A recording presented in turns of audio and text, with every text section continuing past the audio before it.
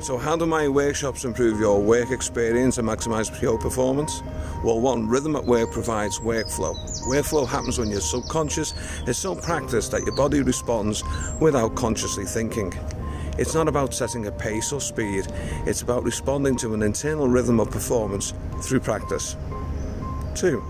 Explosive techniques are a focus of energy executed at the right time and have big impact.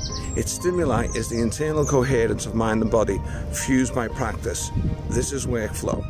3. You practice technique in seeking perfection by making small adjustments whilst practicing. You maintain your focus on practicing, and by doing so create more opportunities to subconsciously enter the workflow state. 4. Stretching is not just a physical plane, but a mental one. Training the mind to move out of your comfort zone has to be a major part of your personal development plan. My workshop teaches the discipline of the mind, enabling you to embrace change. 5. Stamina in a work context is about approaching a challenge with the right mental energy.